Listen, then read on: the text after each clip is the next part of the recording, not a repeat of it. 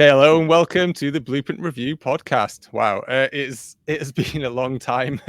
I looked at the website earlier, and it was 5 years since I resurrected the podcast for like 2 episodes, and that was it. And then before then, I'm not even sure how long ago it was before then. It was a long time. So we used to do it pretty regularly, and then just I don't know, people got busy, and we used to do it locally in Lincoln, and then everyone's just kind of moved away and stuff, and but I kind of just recently, I think it's around New Year, you're thinking of New Year's resolutions and all this kind of stuff, and one of my New Year's resolutions almost always revolve around buying too many movies or things like that, and trying to stop buying. I buy way too many Blu-rays and DVDs and whatever. I've still got VHS tapes lying around. It's ridiculous.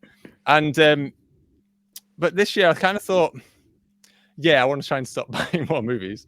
But a big thing that I've got is I buy quicker than I watch, because I watch a lot of films, but I tend to watch a lot of the review screeners that we get sent and things like that, or I go to the cinema, what have you.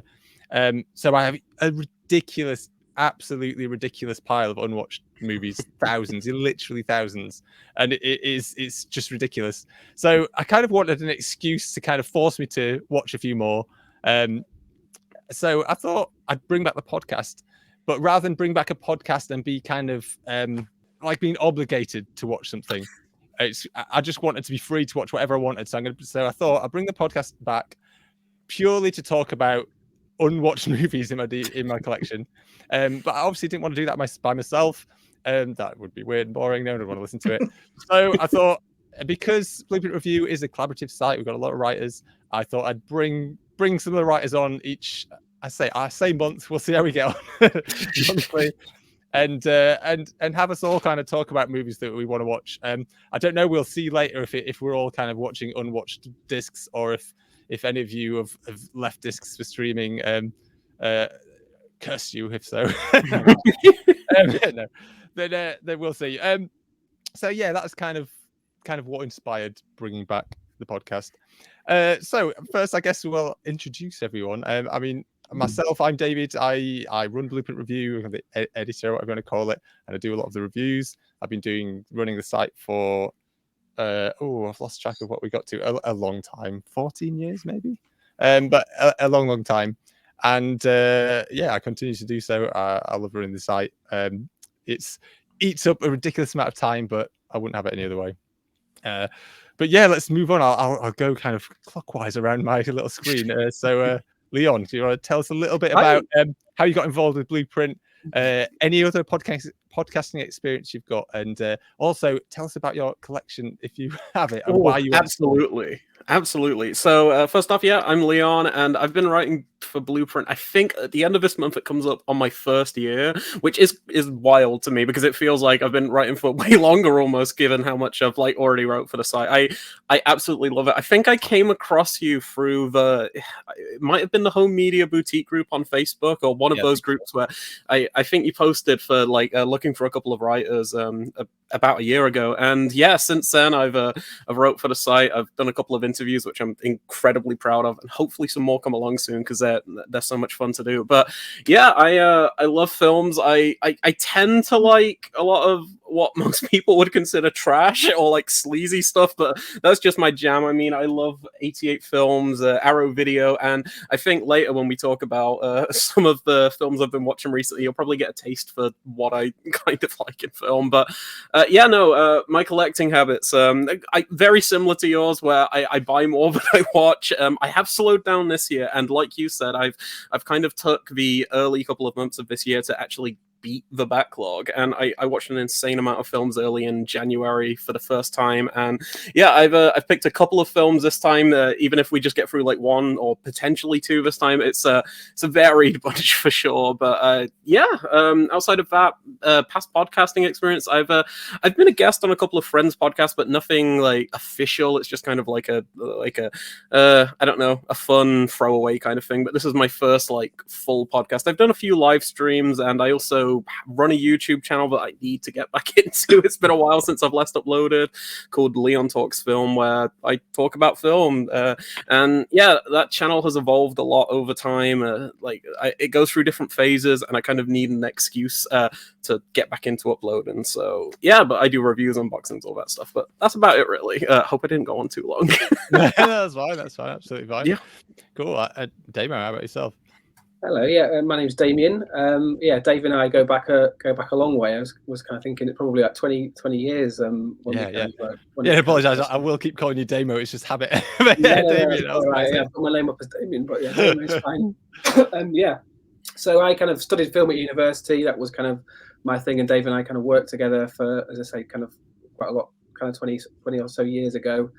And kind of my career is kind of taken a different direction now.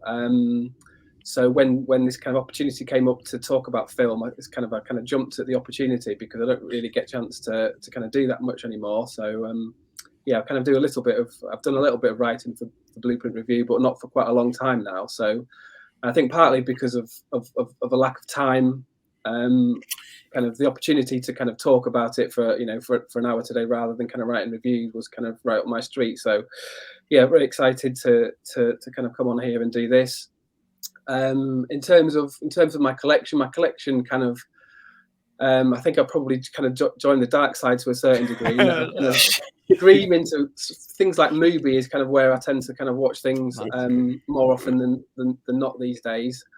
But as I say, kind of my film watching is kind of not as much as I would like, just because of kind of life getting in the way. But this opportunity to kind of, like, as you say, kind of you're obliged to kind of watch something, to kind of talk about it was kind of perfect for me. So yeah, I've kind of got the one film that I kind of wanted to talk about later on. Is probably kind of a much maligned genre of film, but it's kind of for a reason, and it's kind of topical as well. We kind of Oscar week kind of coming up next week. So I'll leave that there hanging and see if you can. I'm interested.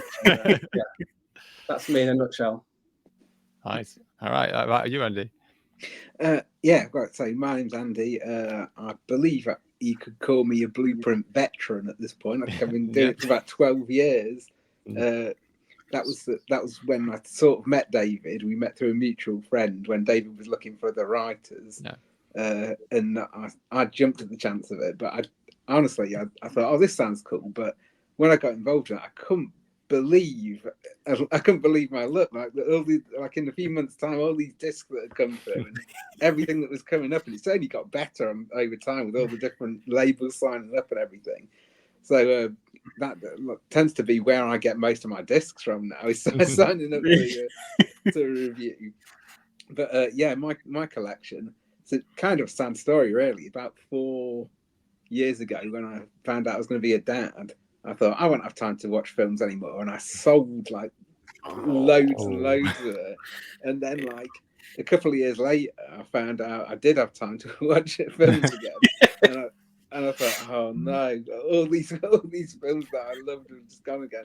So I tried to limit myself a little bit, but I tend to buy stuff that I have already seen and loved. So if I watch a film and think, that is just brilliant, I need to be able to access it any time that I want, and in like a really nice edition, then I'll usually go and buy that.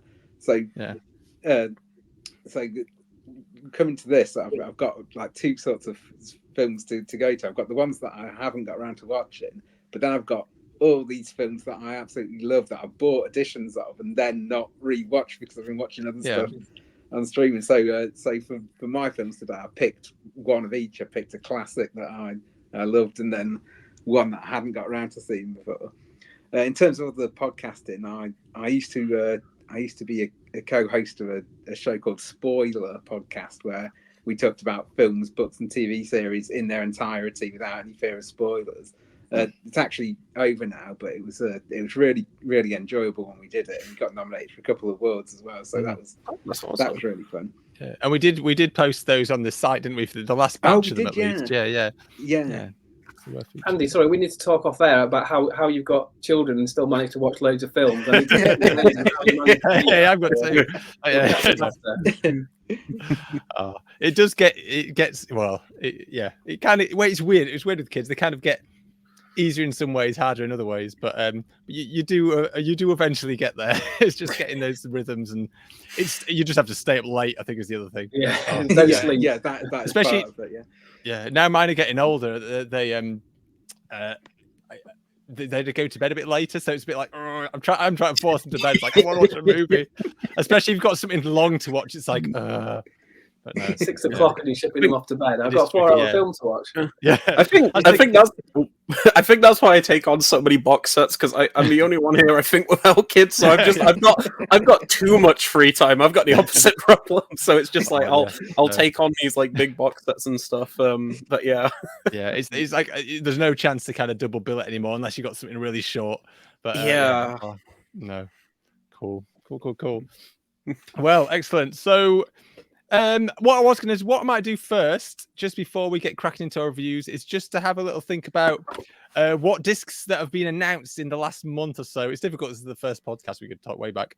But what discs have just been announced kind of recently-ish that we are most excited about? So I'll kick things off. There's a few that I was going to mention. One is the BFI have mentioned they are going to be releasing Floating Clouds, and Naruse has been missing from Blu-ray for so long, and I can't wait for that to happen. So I'm looking forward to that. Another one is just for the East Asian genre movie geek that I am. Radiance have announced a Shinobi set with 3 Shinobi films, which just look awesome. I've never heard it. I've never actually I heard of the games and things, but I didn't actually realize it was a thing. But these look awesome. They look like my kind of thing. And finally, there's another one that's a bit out of the blue that I read about from Second Run. They're releasing a film called Happy End, and this just sounds fantastic. It's I believe it's Czech film, and it's about a convicted murderer's life that plays backwards. It starts from his execution and then goes back to birth. And it just sounds bizarre. It's like a kind of a precursor to like something like Memento, which plays out backwards and things. So it sounds fascinating. It's supposed to be a black comedy as well, which very much suits my taste. That sounds, those three really caught my attention recently. We'll go backwards. So Andy, is there any that have come up for you that have there's 4 that I'm actually signed up to review upcoming that I'm really looking forward to. One of them is The Holdovers, which I still haven't got around to seeing, but which everyone has been saying is really good. And it sounds right on my stream. From Leon. Oh dear, so Leon. I won't say anything. I hope you enjoy it. I enjoyed it. I think you'll enjoy it. I'm very much in the minority on not liking that film, but I do hope you enjoy it. And I'm curious to read your review because didn't they announce there's like a 4K coming out over here? Because I know that it only got a Blu-ray in America, but it's getting a 4K over here, which is really interesting. All right. That'd be really interesting. It's always really interesting to meet someone who, when like a film has been so massively acclaimed, to meet the one person who doesn't like it. It's so much more interesting. Yeah, I think my big thing. Sorry, I'm not gonna try and get sidetracked or anything, but my big thing is I don't really connect with the work of Alexander Payne too much, and I think that kind of going into it, I've seen a couple of his films. I checked out. Election, there we go, and Downsizing. I need to see some of the bigger ones like Sideways, but his style of directing doesn't do too much for me, and I just didn't really like gel with the tone as much as a lot of people seem to be with The Holdovers, because I know so many people who love it for the like kind of cozy tone, and it just didn't really like resonate as much as I was hoping. But I really am looking forward to reading your review, and fingers crossed you do enjoy it. Yeah, fingers crossed. I mean, if I don't enjoy it, then it'll be interesting to see if we're aligned. Join the club. I do like Alexander Payne, but I didn't like Downsizing, so it could go either way. Yeah. Another one is that was just really announced the other day was a Colombian noir box set of William Castle's The Whistler, and it's 7 sequels. So I'm really looking into that. 7, yeah, really 7 sequels. So that sounds amazing. Is that Indicator? It's not a film franchise that I know much about, but you'd think like with 8 films out there, it would be on your radar, wouldn't you? But that's interesting. I do the Nars. Yeah, I was really tempted to do it myself. They're very short as well. I think they're all an hour long, which again, like we were talking about earlier, time-wise, I was like, oh yeah, I was tempted to do it, but no, I decided not to. I've been too greedy in May, so I had to turn it down. Then there's the BFI are releasing Big Banana Feet, which is the documentary about Billy Connolly's 1970s tour, which it's just been rediscovered or something? Wasn't it thought lost for a while or something? Oh, possibly. I'm not sure. I didn't read a lot into it. Rare? No. I'm not sure. Yeah, but yeah. So I'm really interested to see that, especially since it said it was inspired by the work of, I've forgotten his name now. Is it? Yeah, don't look. Yeah, don't look back. Don't look back. I want to say Don't Look Now, but it's a different film. I was going to say Nicholas Rogue. Oh, this is embarrassing for us, isn't it? Don't Look Back. Is Don't Look Back the Dylan film? Like Dylan? Yeah, Pennebaker. Yeah, Pennebaker. Right. Yeah, Pennebaker. Yeah, and I love his work. Obviously, I can't remember his name, but I love his work. And the other one, something a bit different, is Imprint are releasing Batteries Not Included, which is kind of like, I think it's a really underrated like 80s film of its type, and so I'm really looking forward to seeing that in a really nice edition. I think it's got a few new documentaries and things on it. So I do that. One.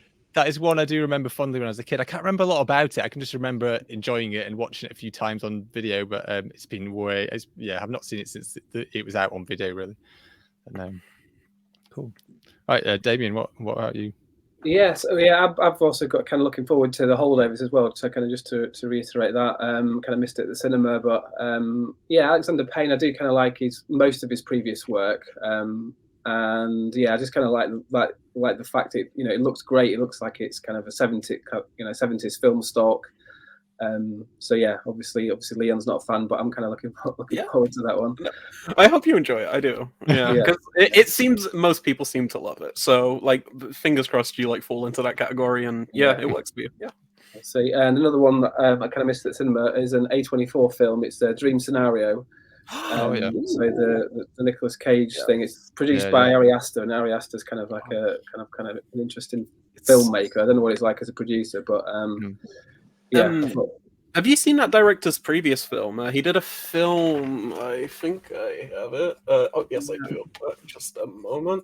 Yeah, he did a film about 2 years ago called Sick of Myself. This is a Vinegar Syndrome release of it. But if you like Dream Scenario, I'd highly recommend this because it's kind of got that same like very like dark comedy. It's a dark comedy about a woman who really, really wants to become like internet famous. So she essentially decides that she's going to like scar herself and basically become like deformed almost, so she will become famous online. So it's got that kind of like satirical edge to it of people will do whatever they can to become famous. And I really like this, but Dream Scenario is excellent. That's one of my favorites from last year, so I really hope you enjoy that.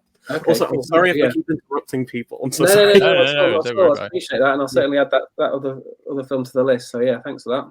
Yeah, no problem. And Leon, what are you looking forward to then? Oh, okay. So there's a few. Can I mention some that are coming out in the next month or so as well? Yeah, of course you can, yeah. Awesome. Okay, so the big one for me, and I haven't bought any of these sets yet, but this one's really, really like I'm like, oh, I kind of need it. Is the new Columbia Classics Volume 4, like the 4K Blu-ray box set, because that comes with 5 films. It's Kramer versus Kramer, Punch Drunk Love, which is one of my favorite films, if not my favorite film of all time. Yeah.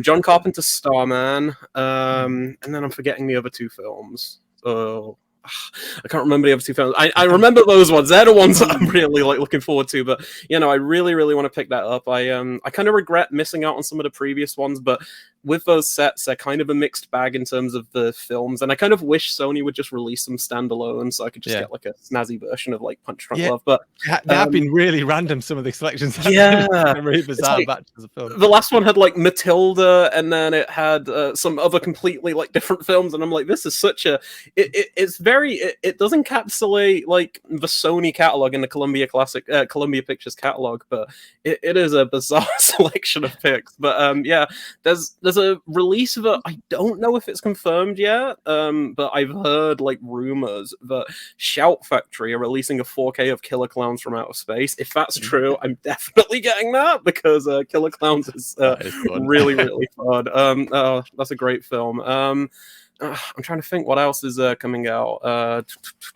Oh yeah, in terms of like some discs that I'm actually reviewing for Blueprint, I'm looking forward to some new Arrow releases, some upgrades. Crimson Peak in 4K. I actually had the screener arrive a few days ago for that, and I watched it a few months ago and really liked it. I like Del Toro quite a bit, so I'm looking forward to revisiting that in 4K because it's such a gorgeous film. I don't know if anyone's seen Crimson Peak. I actually missed it. That's one I actually still haven't heard. Really? No. Oh no, it's really, really good, especially if you're into like the more gothic side of like his work and everything. It's really beautiful. I think it was a bit polarizing because it was advertised as a horror film, but it's more of a gothic romance more so than anything. So, but yeah, I'm looking forward to that. And then Basket Case, Frank Henenlotter's Basket Case. I think I put a request in to review that. I watched that for the first time a couple of years ago, and I did enjoy it. It's a weird. It's like a weird cross between kind of naff and cheaply made, but actually quite well made in some other ways. Yes. It's quite nicely paced. It's very funny. It never takes itself seriously. Yeah. I like it. I enjoyed it more than I thought I would. Not just so like so bad it's good sort of way. I actually thought it was quite a decent indie kind of. It's a lot of fun. Yeah, I really like Henenlotter. I reviewed Bad Biology about a week ago for the site. I wasn't as much of a fan of that one as some of his other work, but out of the films I've seen from him, I really, really love like that era of like Basket Case, Frankenhooker, and what's the other one that I'm missing? It begins with B. Oh no, Brain Damage. There we go, Brain Damage. Yeah, that's really fun. But yeah, those releases I'm really looking forward to. And then Criterion are porting over their 4K for Raging Bull, which I'm really, really excited for. Fingers crossed I can get a 4K disc for that. But even if it's on a Blu-ray, I'm just excited.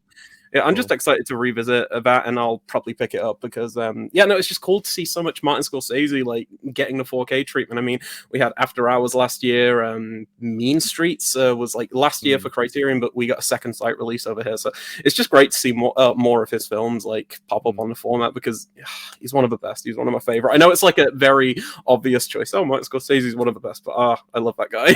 He's good. But yeah, I still haven't gone 4K. It feels wrong, but I'm scared though. If I did, I don't want to start replacing it. In my head, though, I do think Blu-ray still looks really good. But I'm sure I'll upgrade one of these days. But I don't know if I'd necessarily replace a lot of stuff. But we'll see. You never know. And you know what I'm like. But for me, I'm a projector guy.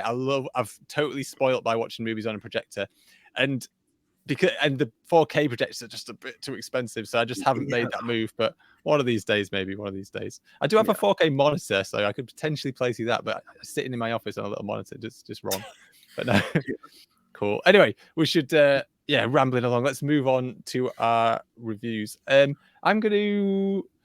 I won't kick things off. Actually, let's go, Damien. If you want to start with your, because I'm intrigued about what you're talking about. Well, I'm interested. See if you can. I mean, you probably can guess the genre when I said the most maligned genre. I don't know, melodrama. I don't know, maligned genre. Or it depends. It depends who's maligned. I guess horror maybe is.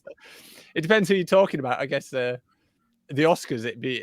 They don't tend to give things to horror or comedy, but no. Well, but if you're talking, I don't know. Yeah, I would have said immediately said if you said what's the most maligned genre, it'd be the rom-com. Oh yeah, yeah. You know, and understandably so, because basically most romantic comedies are neither romantic nor funny, so it's obviously a bit of a problem. But this one that I'm going to talk about today is basically 90 years old. So that's the reason I think it works really well. The reason I wanted to talk about it is, well, one, because it's great. It's actually just had a 4K restoration release at the cinema, as well as obviously a disc as well. I know where you're going with this. You know where I'm going with this? Yeah, One night. Yeah, I absolutely love it. Absolutely. So yeah, no, it's an absolutely, obviously a great film. It's kind of 90 years old this year.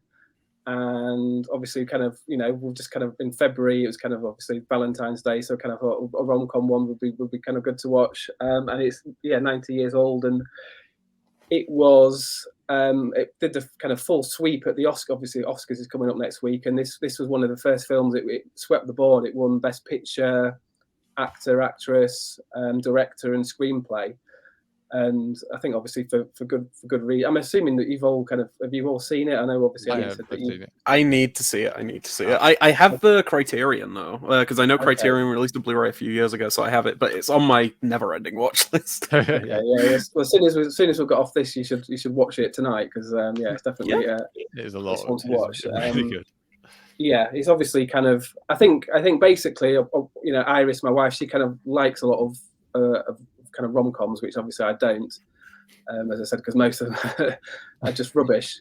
But she kind of watched this one with me, and generally she doesn't like older films. She's kind of completely opposite to me. She doesn't really like older films or black and white films, but she absolutely loved it as well.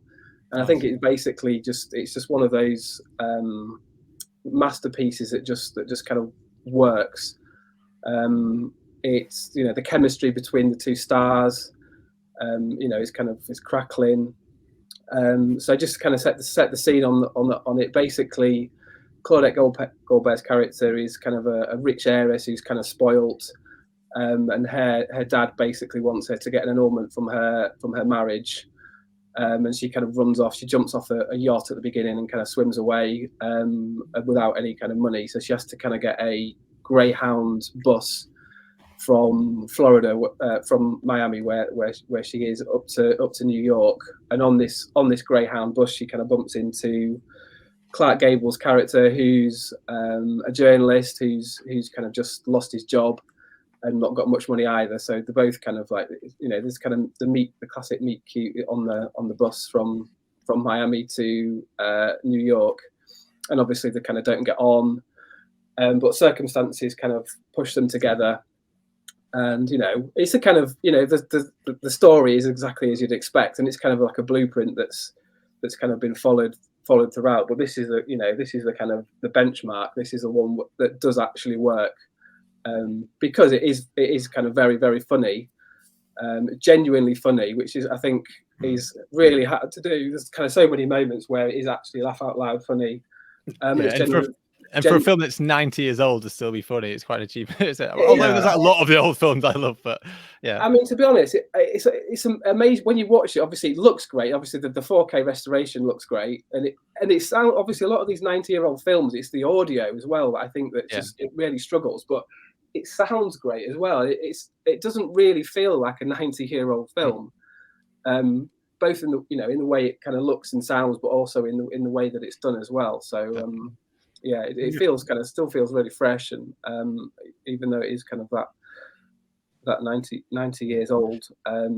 It's definitely, there's so many kind of great scenes in it, classic scenes where obviously Clark Gable's character is trying to hitchhike and fails miserably, and Claudette Goldberg's character manages to kind of to do that. There's the kind of classic Walls of Jericho scene where they're kind of in a, this is 1934, and people, unmarried people wouldn't be in the same room together, so they kind of put up what they call the Walls of Jericho, some kind of sheets in between these two single beds, and then there's kind of great scenes where it's kind of like sparkling dialogue, really, where they're kind of riffing off each other when they're pretending to be an old kind of a married couple. It's just kind of just absolutely sparkling. So definitely recommend. One particular scene that always makes me laugh out loud, which I think is quite underrated scene, is this bit where they get picked up by this guy who turns everything anyone says into a song. Oh, that's brilliant! After the hitchhiker, they get picked up by this guy he starts singing operatically. Young people in love are really hungry. It's actually a bit like me at home sometimes. I'm terrible with that. My kids always joke. My kids always tease because I've got a habit of finding bits of what they say and realizing that's part of another song. And I always find a song for everything. I'm always amazed by what it is. A little bit like me. I must admit, it's a film that I came to quite late. I only saw it for the first time 2 years ago, I think. Wow. It just took me a while to get around to it, but yeah, it was really good. What I found, I think, when I first got started, at first I was a bit worried that the Clark Gable character he wasn't that nice a guy, and at first I was a bit like, oh, I don't know, but you kind of, I don't know, he has enough charm, and kind of the film is just so entertaining that you kind of you go along with it, and you kind of don't mind his kind of crueler moments. No, And, There is yeah. quite a like jaw-dropping moment in it where he is he a reporter or something who gets onto them. He's going to reveal Claudette Colbert's secret, and so Clark Gable pretends to be a madman, and he threatens that he's going to go and get his children. Well, that's obviously brilliant, yeah, because obviously it's kind of 1930. It's kind of set. It's it's set kind of contemporaneously in 1934, which is obviously the Great Depression and the time of kind of gangsters and stuff. So basically, it's this kind of sleazy character who's on the bus. He's trying to kind of inveigle his way into Claudette Colbert's character, and then when he finds out what he's gonna kind of give them away. Clark Gable's character pretends to be like a Chicago gangster, and is trying to get him in on this. Basically say they're going to blackmail and want $1 million rather than this $10,000 reward. And that's another great scene where they kind of scares him off, and he runs away. Yeah, no, that's a great scene. And yeah, as I say, the 4K restoration, it looks great. There's load of kind of extras on the disc that I don't know what you guys like, but I have no time to watch kind of extras anymore, so they're kind of unwatched. But it's obviously got a whole array of extras.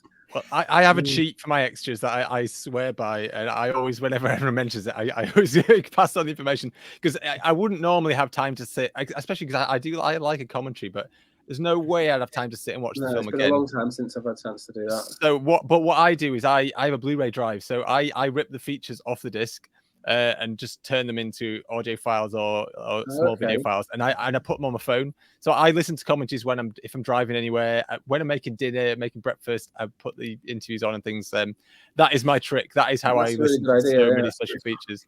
You need the drive, but they're not too bad. I think you can pick a Blu-ray drive up for 80 quid or something these days, but it's the best purchase I ever made, because I get through I watch everything. I always watch every special feature. But if I didn't do that, if I wasn't able to take it off the disc, there's no way I'd get through that much. So no, that's a really good tip. Thanks for that, Dave. Yeah. Cool. Andy, then I'll move on to you this time. Okay. What have you been watching? Right. Well, I'll do my old classic as well. I think this was a film that I saw a while back, and I was absolutely blown away by. And it doesn't have like a very good DVD or Blu-ray release at the minute, and it's absolutely crying out for one. It's a film by John Ford, and John Ford, I've always loved his work. I've seen quite a few of his earlier films, but from Stagecoach onwards, I actually made the effort to watch every single film from them, which is a lot. And there's obviously there's the big ones that everyone knows, like Stagecoach, The Searchers, Man Who Shot Liberty Balance.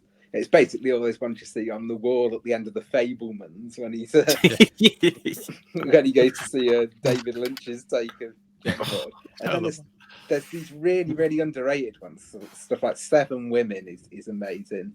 The Whole Town's Talking, one of his early comedies, that's brilliant. But this one, I think, is the king of the lesser seen John Ford films. It's a 1950 Western called Wagon Master. Okay. It's picked up a little bit more critical traction recently, and it was one of Ford's favourites amongst his own work. But it is just absolutely crying out for a proper remaster, because it's one of the most beautiful westerns I've ever seen.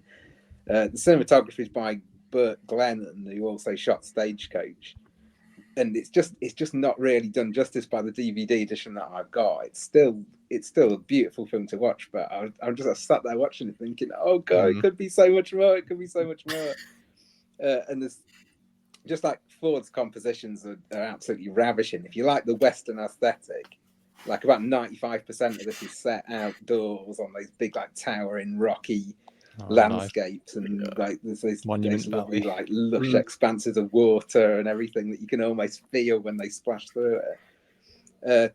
It's difficult to do a plot summary really, because if it's famous for anything, it's probably famous for not really having much of a plot. It's a very sort of lyrical, poetic kind of film. It's focused on relationships between this growing community of travelers. It's this the group of Mormons traveling to their promised land in Utah, and they hook up with this quirky medicine show troupe who have got stranded in the desert. And for all his reputation as a bit of an old curmudgeon, you can really feel like Ford's most personal work. He has this real like humanism, and you can feel this yearning for this kind of old ideal that is underscores the whole thing. There is some dramatic tension in it. There's a group of bandits who eventually become attached to the wagon train with them, and then it gets really tense. Actually, there's some pretty tense scenes, and it builds up to a real like emotional climax. But that's because Ford has taken the time to really lay out the table with all the emotional connections, so you really feel it. I mean, it's not a film where there's a big star. He deliberately there's lots of recognizable faces in there, but there's no like sort of John Wayne or Henry Fonda figure who's like really central to it. One of the things I should probably mention is the music. It's got this brilliant soundtrack by the Sons of the Pioneers, who are this old group of cowboy crooners. And there's so much music throughout the film all the time. It's like a lot of it's on the soundtrack, but they have like sort of the group they celebrate by having dances and things like that. You can't have a John Ford film with a nice dance scene there. They just yeah. Surprisingly, there's no comedy punch up in this one. That's the other thing you want to see in a John Ford film. But a lot of people have even said that it's virtually a musical. I mean, I wouldn't go that far. Music plays a huge part, but it's not really a musical. But it is one of the things that resonates with you. Like when you finished it, the music stays with you. The ending, there's this montage right at the end, and it's set to this Mormon hymn, "Come, Come, Ye Saints." And I'm as agnostic as they come, but those scenes are just preposterously rousing.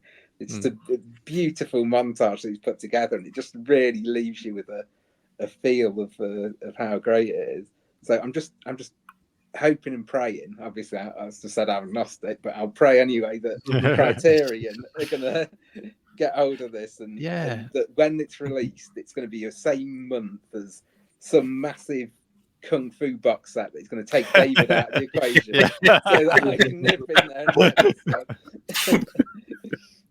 Well, I was just looking at the running time, just as you were talking. I was talking about there's no time for double bills, but it's an 86-minute running time, which is obviously great as well. So it's scope for double bill even. Yeah, I'm terrible for looking at the running times these days.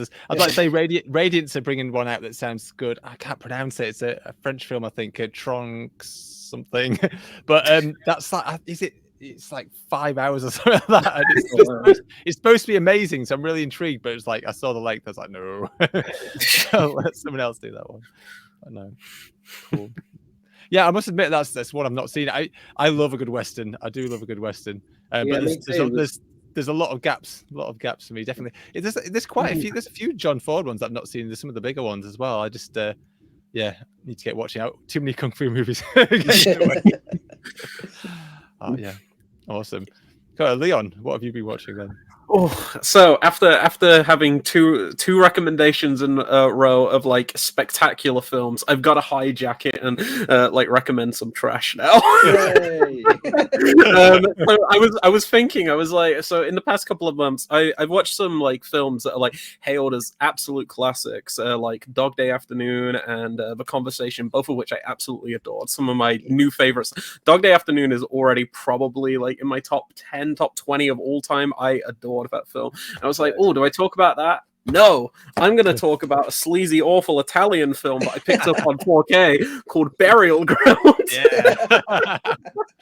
Has anybody seen Burial Ground here? I haven't. No. I'm aware of it, very aware of it, but I've not seen it. So Burial Ground, I am obviously like I'm in my like late 20s now, or like mid to late 20s. So a lot of the like classic like Italian films that came out during like the video nasties boom, I never watched when I was younger. So I'm rediscovering these through the labels like 88 Films and whatnot. 88 seem to be like doing the like majority of the work now. Arrow started like about a decade ago, but like highlighting video nasties, but other like Italian genre films from that era. And I was in HMV the other day on payday, and I saw this was in the 2 for 30, and I picked this up alongside the new Teenage Mutant Ninja Turtles film, which is actually pretty good. I actually like that quite a bit. But yeah, I brought a friend round. He's never seen an Italian film before, which blew my mind. I was like, "You've never seen an Italian film before? What?" So maybe this wasn't the best first. You'll probably never watch another one. he seemed to have a blast with it, but I was like, right. Oh no, this is not the right first introduction. I corrected it after this. I did show him Suspiria, so he did watch a good Italian film after. But yeah, how do I talk about Burial Ground? I will admit, I don't do this for any other genre of film, but I did watch it with the English dub. I only watch Italian films with English dubs just because of like how they recorded audio back then, like the post-sync type thing, where it's like you've got actors of all languages kind of speaking their own native language. So it's you're never gonna get like a definitive audio track, whether if like you're watching Suspiria, Jessica Harper's in it, so like she's an English-speaking actress. So yeah, we watched a dub. I've got to say, it is the worst Italian to English dub I've ever seen in my entire life. Like, it was really, really remarkably bad, but it added so much to the enjoyment. I need to actually describe the film. So, there's an archaeologist, and he's discovered a secret. He just says, "I've discovered it." We don't know what this secret is, but he's discovered a secret, and then he goes underground to this ancient burial ground, picks up a hammer, and starts hammering on a tomb, as you do, of course.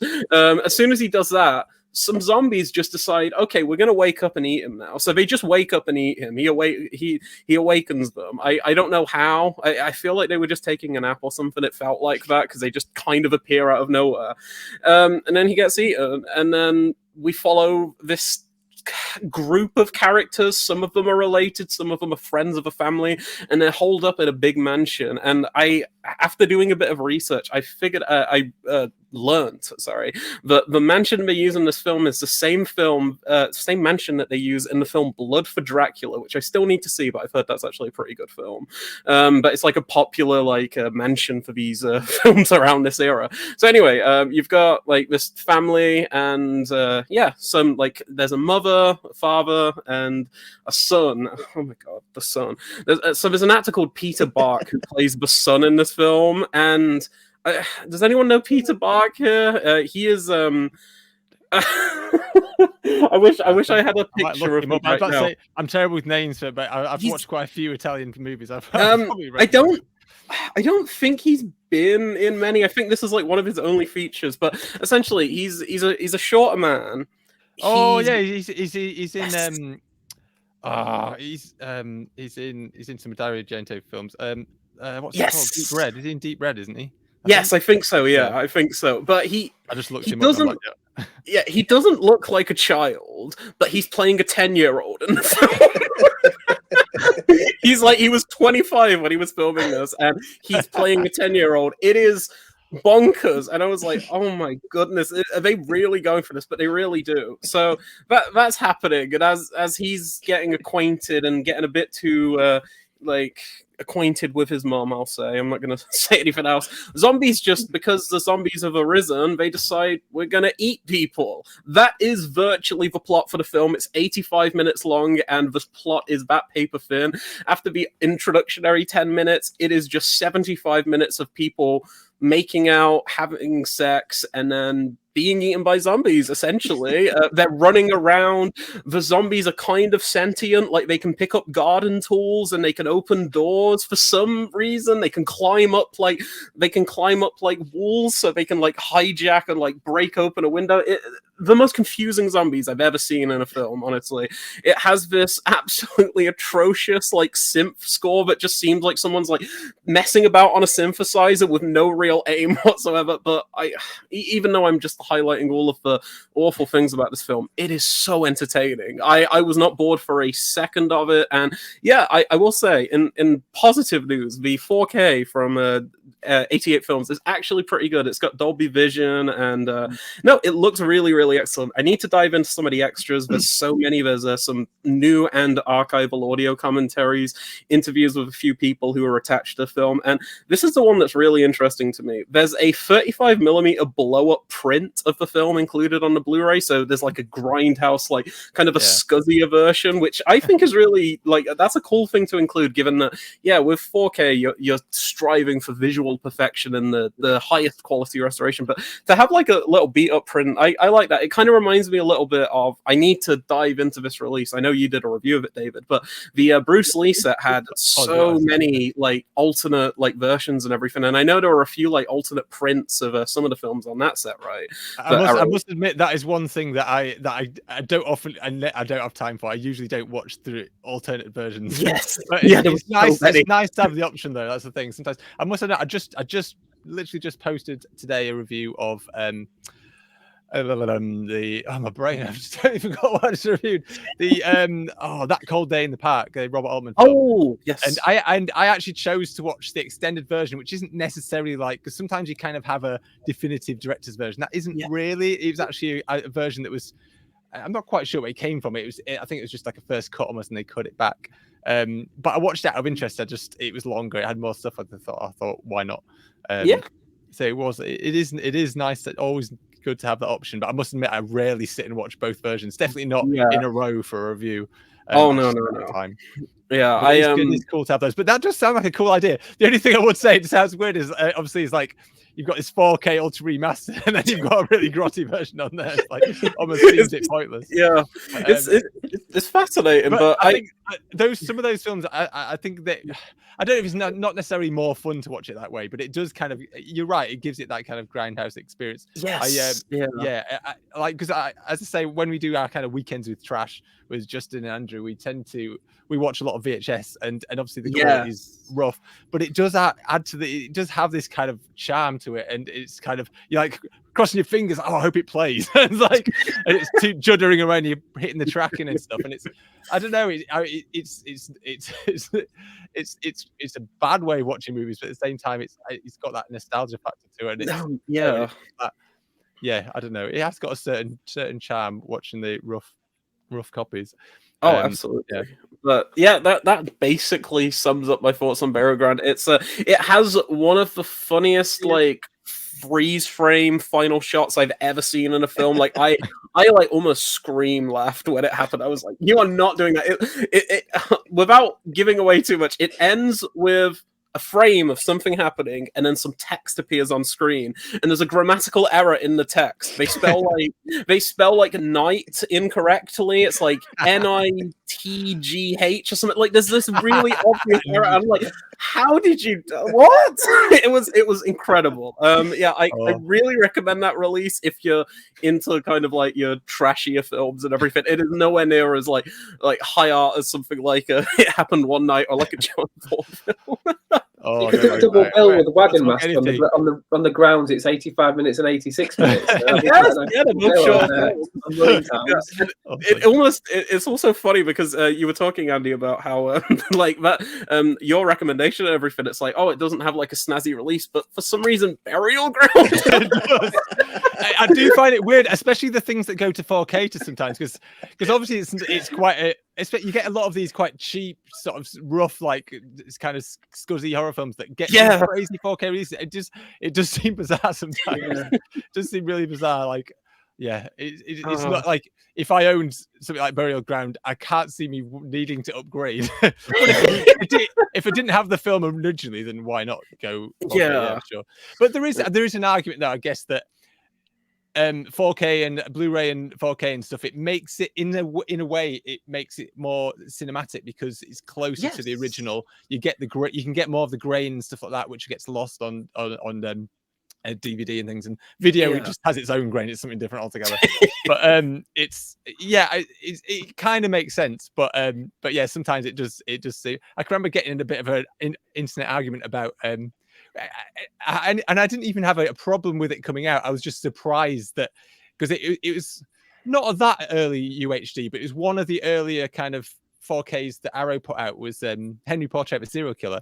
And the thing is that it's shot on 16mm and stuff, and it's supposed to look grotty, it's supposed to look scuzzy. And I was just a bit surprised. I was like, why is this one of the early UHDs? It just seems really odd. It's supposed to look a bit grotty. But I guess a 4K isn't necessarily about polishing it up. That's the thing. I guess you've got to get that in your head. It's not necessarily making it look super clean and super sharp. It's about making it look more like it film. At least it is for these re-releases. Obviously, it's different when you get into modern films. They're shot in 4 or 8K and stuff, so it makes more sense. Yeah. But it's a weird situation, but it does baffle me sometimes, the choices of films that comes to 4K. Yeah, there's some utterly bizarre ones. You mentioned Henry, like I own the Henry Arrow release, and I've got to say, like I probably would have just been better sticking with the Blu-ray because that 4K doesn't really add as much as you'd really hope. But it's a solid transfer, but it's like a lot of films, especially ones that are shot on like 16mm, don't really justify like the jump to 4K, but maybe like a 4K restoration on a Blu-ray or something would be perfectly adequate for something like that, I think. But it's like the really like I think where 4K truly shines is in something that might have had like I don't know, like a scuzzier prior transfer or something that's really colorful, like Dario Argento's Suspiria, which I also watched, that has maybe my favorite 4K disc ever, just because of how, if you've seen the film, you know how like gorgeous and like how many colors are in Suspiria. Like Argento uses every color under the rainbow in that film, so it's like it really pops with like HDR and stuff like that, and that kind of feels like, oh, this is what 4K was made for. But you get the 16mm films, and they just don't really hit as much as you'd want, and you're like, did this really need a 4K Arrow? It is a bit weird sometimes. Cool. Well, I'm going to move on now because I'm realizing we're at times moving on. I'm going to talk about my film. So I'm like Andy. I watched a film that it's more for me. I'm not that surprised. It's not mega popular, but it's something that I kind of feel like it might get a Blu-ray at some point, and that's a film called Beast Cops. This is a Hong Kong film. It is. I'm going to bring the details up because I will forget all of this. It's directed by Gordon Chan and Dante Lam. It came out in 1998, and although it didn't do big business kind of over here, in Hong Kong it was a big film, and it absolutely cleaned up at the Hong Kong Awards. I need to look all this stuff up to see exactly what it won. But yeah, it won Best Film, Best Director, Best Screenplay, Best Actor, Best Supporting Actress, Best Supporting Actor, Best Editing. But it was nominated for some of those ones, but it won. It won kind of a clean sweep of a lot of the main awards at the Hong Kong Film Awards. So it was a big film at the time, and it's one that I know has had quite a strong reputation in kind of Hong Kong kind of movie lovers. But I had it on. I got a DVD of one of those. Do you know? Does anyone know the Hong Kong Legends label that was around? Yes, of course. The 2000s. They did a lot of the kind of classic kung fu movies and some other Hong Kong movies, and it's not one of their official ones. It's one what they did towards the end of their cycle, because they kind of went bust eventually. Is they started releasing a magazine where they would release their films with vanilla discs, and you'd get like a little magazine with it that would kind of tell you more information about it. And I have got the magazine version of Beast Cop, so no features, nothing, very basic. But as I say, because it has got a bit of a reputation, and the reviews, like Letterboxd, it's got a really high Letterboxd score and stuff like that. So it's one that I'm surprised hasn't been put out to Blu-ray yet. But you never know with the licenses and things like that, and it may happen one of these days. Is this the Anthony Wong film? Sorry, it is Anthony Wong. Yes, it is Anthony Wong. I will get there. Awesome. So this is So Beast Cop. So I try to sum up what it's about. Anthony Wong is the lead. He plays Tung, and he's a street cop in Hong Kong. But he's kind of quite a laid back cop. He operates by having a kind of a great rapport with the criminals. He's kind of mates with the triads. As long as they're not causing too many problems, he's happy, and he likes to gamble. He'll go in their casinos and things and make some money.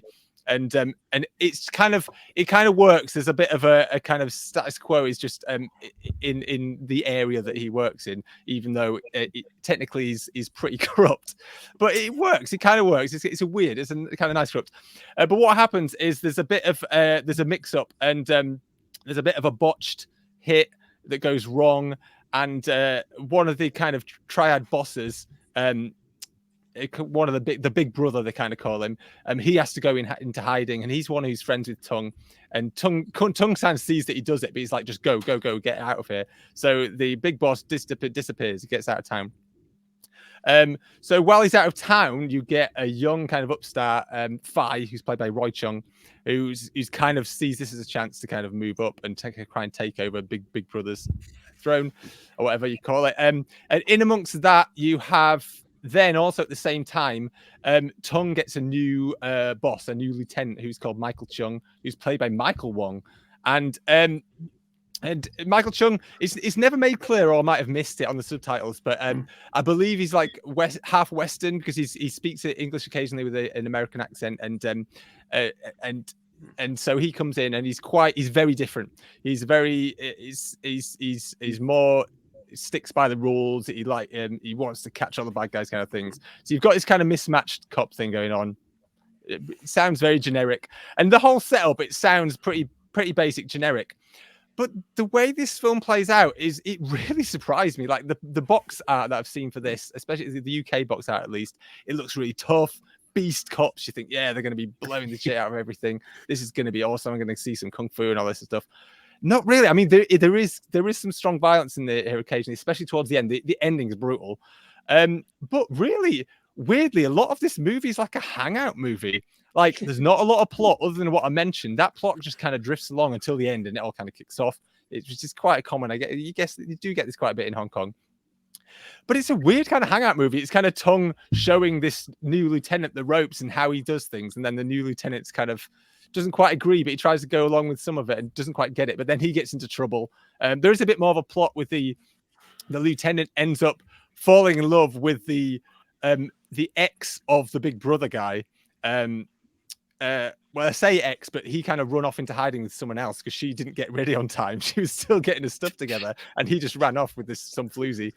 And so you get an extra bit of stuff going on there, and but it's just a really odd film, and it's oddly toned. There's a lot of humor, but then there's these really dark, nasty kind of bits, and it's a weird one. Like there are a lot of moments where it didn't quite work for me, it didn't quite gel, and this is very typical for Hong Kong films, though, in terms of not only I don't just mean the kind of tonal shifts that's very common in a lot of East Asian films, and I kind of like shifts in tones like that. They make films more interesting sometimes. But no, yeah, there's a lot of also common to Hong Kong films. There's some quite broad performances. Anthony Wong is brilliant. He's always brilliant. He is definitely the best thing, and he kind of keeps the film moving along. Because Michael Wong, I didn't go for him. He's quite wooden. I mean, his character's less interesting anyway, which doesn't help. But he just doesn't have that charisma. So some of the bits with him and when he meets up with the Big Brother's girlfriend and stuff is like, there's a bit of a weaker points to the film. But there's such an odd feel to it, and it was surprising me so much. I was just really drawn to it. And it was it's very stylish as well. It's got a very 90s kind of style look to it. But it's got a little bit of a Wong Kar-wai kind of vibe going on. It's where he uses a lot of handheld camera and he shoots on the streets and things like that. But at the same time, there's a lot of neon used, there's a lot of color, a lot of thought put into the color, which kind of gives it a stylish kind of vibe. There's a little bit of not a lot of slow-mo, but it only happens once, but really early on there's this flashback that's done in black and white and ultra kind of slow-mo that's really cool. And it's the whole thing is a real mixed bag. It's really weird. So, but I'm glad I watched it. But it wasn't what I expected. And as I say, it's a little bit hit and miss. But yeah, it was an interesting film. I kind of recommend people to check it out. And it would be nice to get a Blu-ray. As I say, it looks nice. It would benefit from kind of a better release. And I would definitely be interested in some special features as well, because it is, as I say, it's an odd film. It's just to see kind of what they were going for. And it's surprising. It's a little surprising to see how successful it was at the awards. I mean, it's not an obvious it's not an Oscar bait sort of thing. That's sort of, but I guess I don't know, the Hong Kong Awards, a different kind of vibe, I guess, to the Oscars. But as I say, it's a very curious little movie. I don't know if anyone else has seen it. As I say, it's not. It was popular at the time, especially in Hong Kong, but I don't know if it's talked about as much these days. I don't know if anyone else has seen it. It's something that I'm very aware of because when I reviewed The Untold Story for Blueprint, there was an interview, and there's also a where's the release? It's fine, but there was a bonus feature where Anthony Wong appears in the UK to accept like kind of, I think it's like kind of a conference kind of convention type thing, but he highlights how he won one of those Hong Kong like awards that you were just talking about for his performance in The Untold Story. And if you've seen The Untold Story, that is a very like out there kind of like bleak, miserable, and like it pushes some limits type thing. So I just assume the awards over there, they're a bit more, they're not as safe as something as like the Academy Awards are, because Anthony Wong really goes for some places, and I absolutely love that guy. Like I've discovered him over the past year or so through films like Ebola Syndrome, Taxi Hunter, and The Untold Story, which I was just mentioning. Yeah.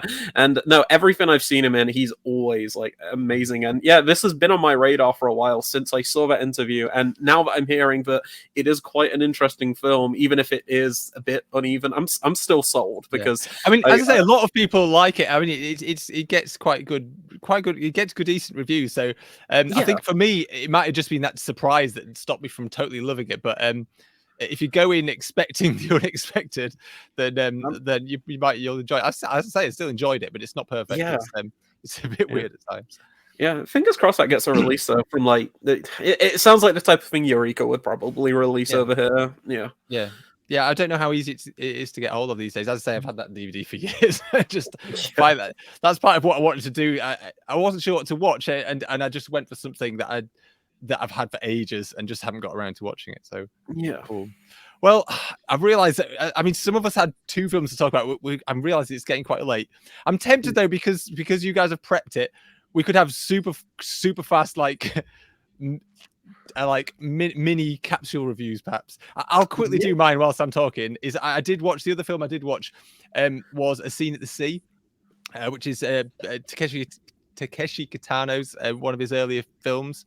It came just after he did Violent Cop and Boiling Point, and this is a total change of pace. And I said I'd keep it short. I'll try and keep it short, but it's a really beautiful little film. It's very, very minimalist. It's very subtle. It doesn't give backstories to its characters. The plot is really stripped down, really basic. There's not a huge amount. It's almost silent film because the lead character is mute, and it's a lot of it is about his relationship with this girl, with his girlfriend, and his girlfriend doesn't speak to him because he's deaf as well as mute and hard of hearing, and so there's very little dialogue. It's almost like a silent movie. There's a lot of surfing, a lot of sitting at the beach, but it's a really beautiful, sweet little film. Very different from some of the Takeshi Kitano's more famous sort of films. Although at the same time, his kind of gangster movies are often more laid back and more subdued and more kind of weird kind of hangout movies. I've seen a lot of hangout movies recently. So I think it's not totally away from those films, but it's more purely like just a blissed out, quiet, gentle experience. And I definitely recommend that. And that was a Blu-ray. That was a third window release. It's got an excellent commentary by Jasper Sharp, I think, or was it Tom? I can't remember now. I think it was Jasper Sharp. I might be wrong, but yeah, I would definitely recommend that. So that sounds awesome. Yeah. And Andy, did you say you watched one other thing? Yeah. Well, I thought I would go with one of my big passions, which is animation. And I watched independent animation from 2019, which I bought a digital copy of a while ago. For some reason, I've just never got around to it. It's only 75 minutes long again, so perfect for getting into those gaps. It's called Away, and it's completely made by just one person. It's called Gintz. No, I didn't look up a video so I got the pronunciation right, but I'll try. He's called Gintz Zilbalodis, and he's a Latvian animator. and he animated it entirely himself. He wrote it. He composed the music for it even. And it's just that it's about it starts off with a boy we find him hanging from a tree by a parachute.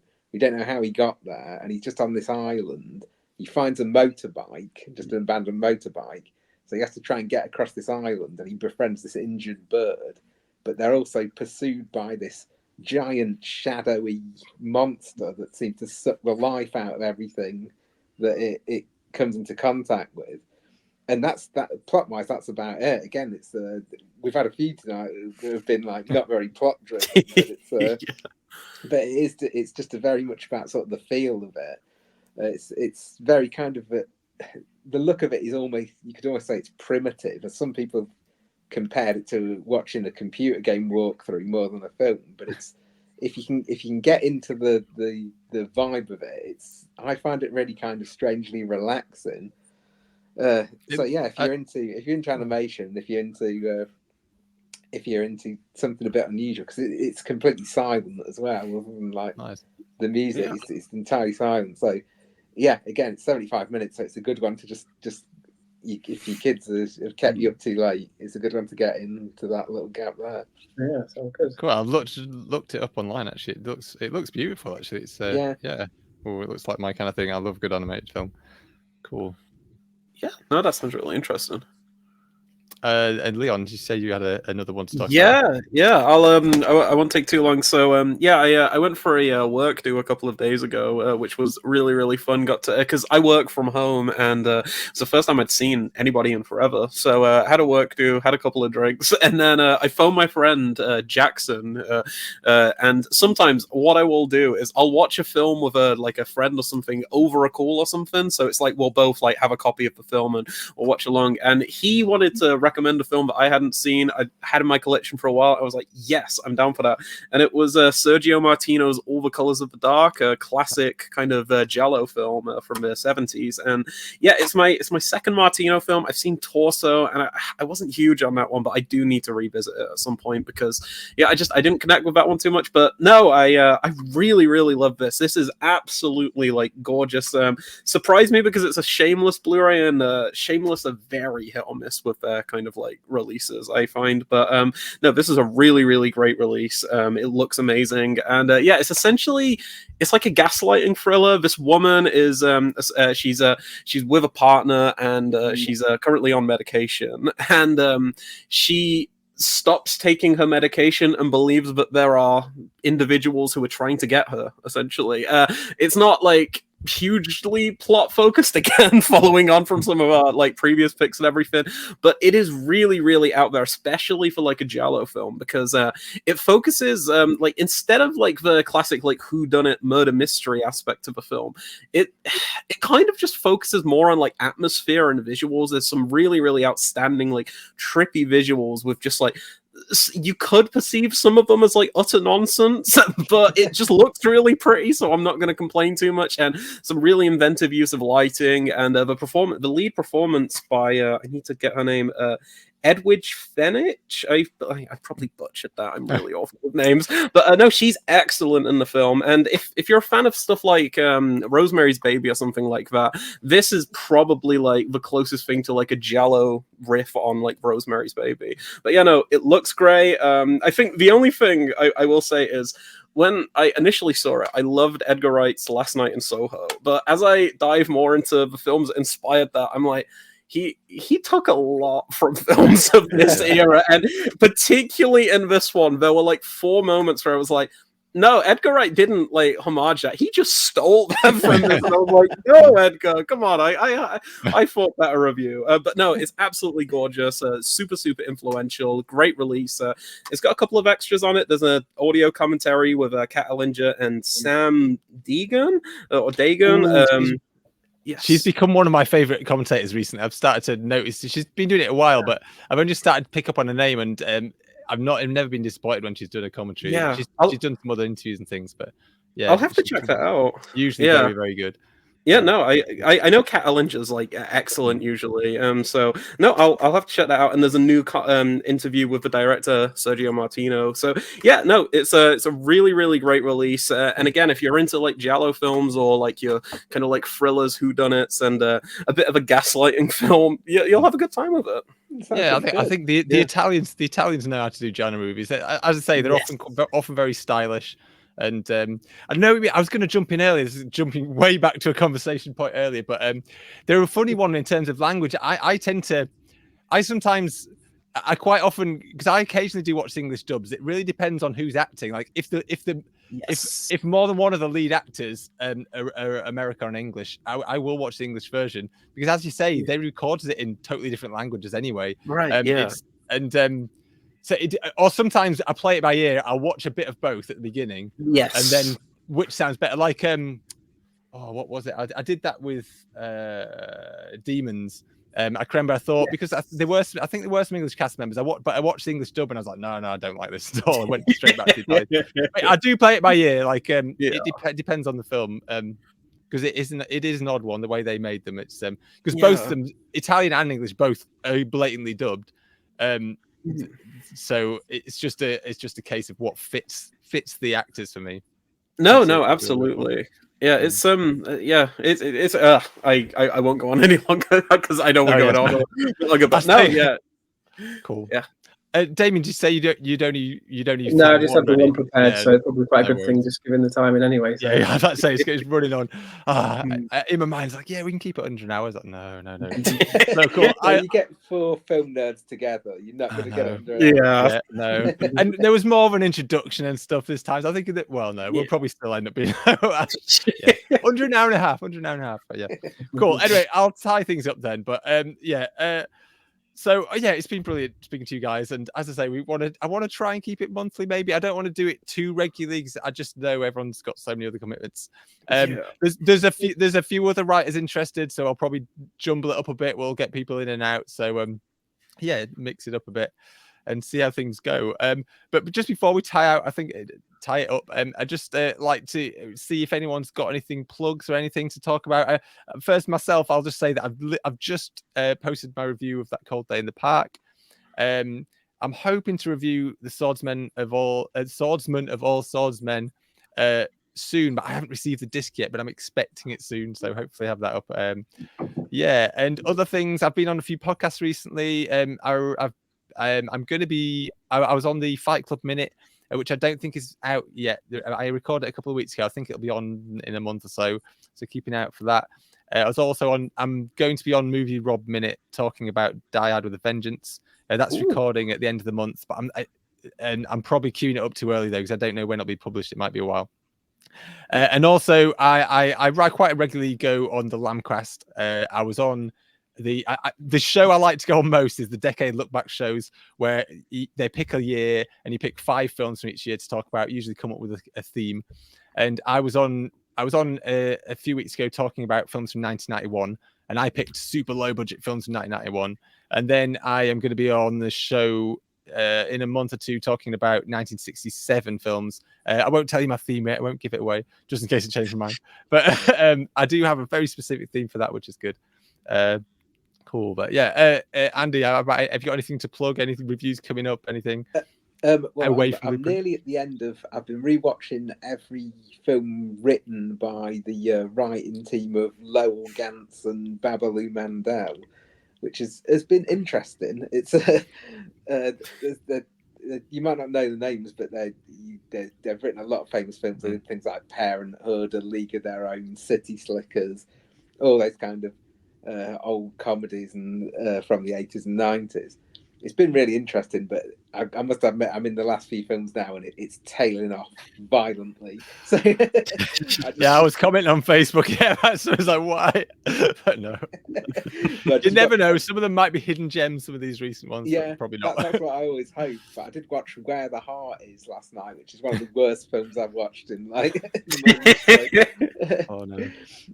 And apart from that, the only other thing I've got this month coming up on Blueprint Review is I'll be reviewing the Criterion release of Dazed and Confused, which I'm really looking forward to revisiting. Cool. Damien, got anything coming up?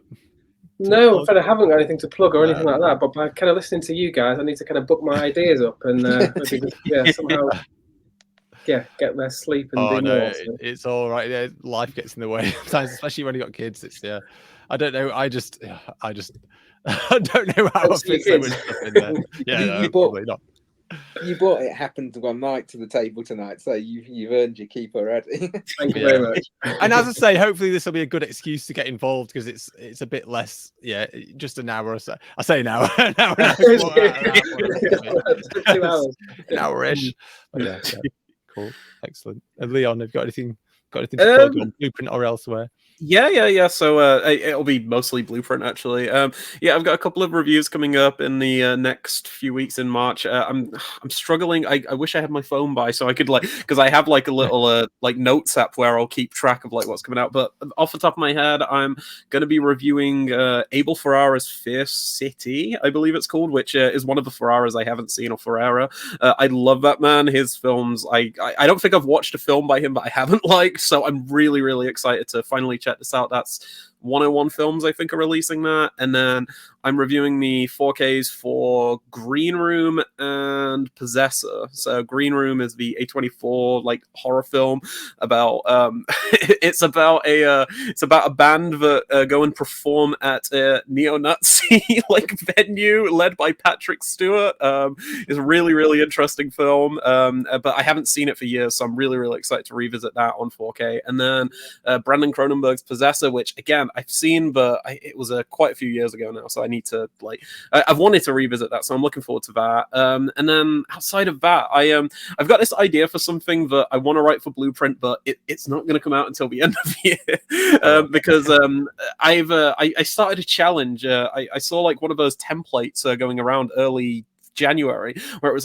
12 movies 12 months, and you watch a movie every month. I'm actually a movie behind already, or a film behind, but I've basically got 12 different people to recommend me a film each, so I'm going through those, and I'm gonna watch 2 this month. But I'm thinking I might write a bit, just write I don't know, a couple hundred words about it and do a little thing at the end of the year, pick out my favorite. But the 2 that I've selected that I'm gonna watch this month are John Frankenheimer's Seconds, which was recommended by my friend Jackson, who suggested All the Colors of the Dark. I'm really excited to check that out. I picked up I don't know where it is. Oh, there it is. I picked up the Eureka release in preparation for it, so I'm really, really excited to finally see that because I've heard that's absolutely fantastic. And then my mum recommended a film I've never even heard of, but I'm gonna give it a shot. It's a 90s thriller with Michael Keaton called Pacific Heights. I don't know if that's any good or not, but I'll give that a shot. But I think I'm gonna write a couple of little mini reviews for each film and then probably publish it at the end of the year or something. Outside of that, though, that's about it, really. Cool. Yeah. Excellent. Well, it's been a pleasure speaking to you guys, and hopefully we'll get you back on soon. I'm gonna do my best to keep this regular. We'll see how we get on. So, thanks a lot for your time, and thank you for having me on. See you later. Bye.